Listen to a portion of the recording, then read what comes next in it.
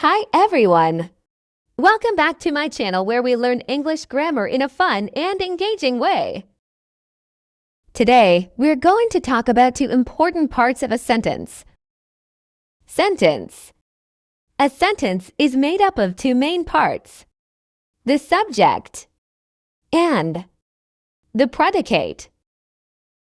The subject.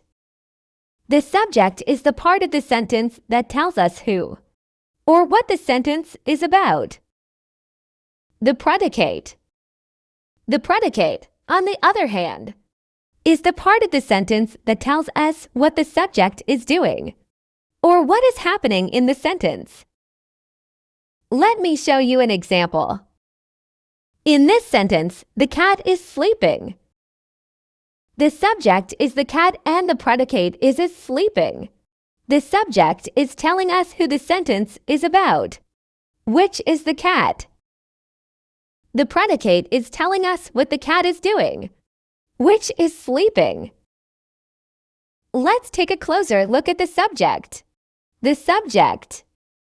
The subject can be a noun or a pronoun.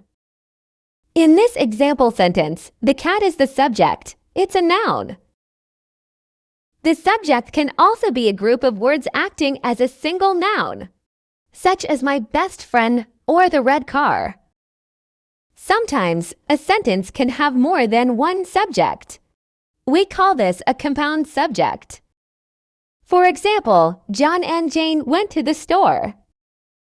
In this sentence, the two subjects are John and Jane. Now, let's talk about the predicate. The predicate.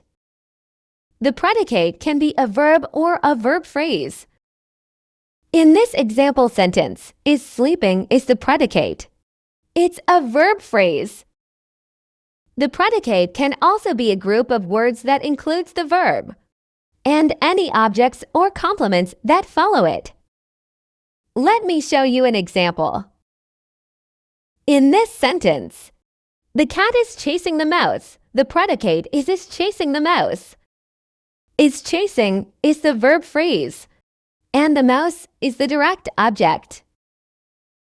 So that's the basic idea of the subject and predicate. Remember, the subject tells us who or what the sentence is about, and the predicate tells us what is happening. Understanding these two parts of a sentence is important for building strong writing and communication skills. Thanks for watching. Don't forget to subscribe to our channel for more informative content.